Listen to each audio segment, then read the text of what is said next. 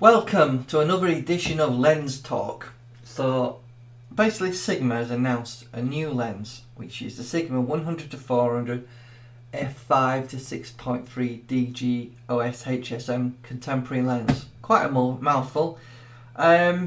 Basically it's obviously a 100-400 Sigma lens, which has just recently been released, and it's, in my opinion, to compete with the Canon 100-400. Big price difference. Basically there's a £1,000 price difference at the moment, even though Canon have bumped the price up of their lenses by about £200, but they're offering a £200 cashback deal. A bit of mis-advertising in my opinion, but that's what's going on at the moment with Canon. Anyway, back to the Sigma lens. Who do I think it's for?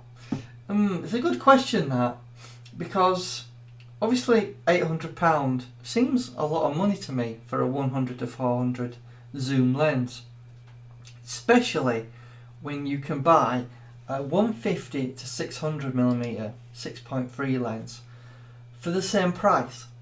And I don't know about you guys, but this is actually a better lens. The 150-600 f5-6.3 has a better aperture in terms of the focal length than the 100-400.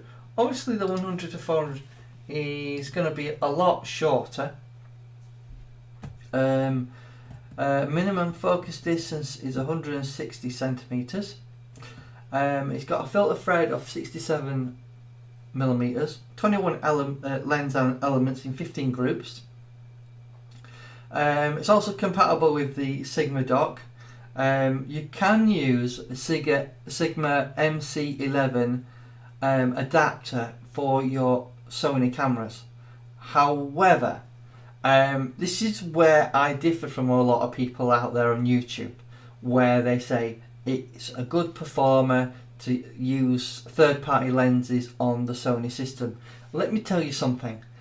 From what I've seen, right, the autofocus is quite slow with that adapter. It's not a native lens to Sony in terms of it fitting directly onto the camera. So in my opinion, if you want really fast autofocus with these Sigma long lenses, you're gonna need a Nikon or a Canon camera, unfortunately, because I have the Sigma 150-600 contemporary lens on my Canon, and the focus is quick, and yet people are saying with the adapter focus hunts quite a bit, which sort of suggests to me the Sigma adapter isn't that great on the Sony cameras. So keep that in mind, that it's not a native lens to that mount. Anyway, I just wanted to say that if you're after something that's telephoto, I would recommend the Sigma 150-600 contemporary over the 100-400. You see, Sigma's brought out the 100-400 to try and compete and basically outprice Canon.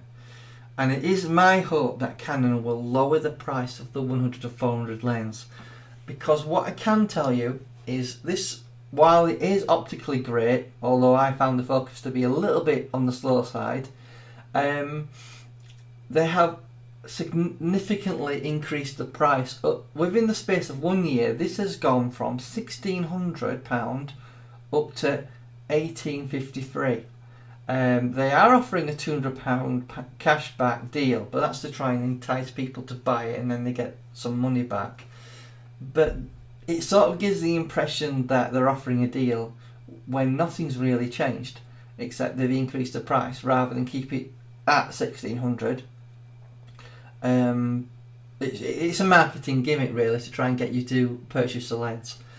While I think the 100-400 is going to be a lot lighter than that Canon lens, and obviously it's got a smaller filter thread, 67mm versus 77 on the Canon, and it's a 95mm on the 150-600. Personally, if you're into wildlife or sports and you need a long lens, right, I would go for the 150-600 contemporary or sport lens over this, because it's the same price as the contemporary 150-600. The choice is yours, but it's up to you to make your mind up which you might prefer.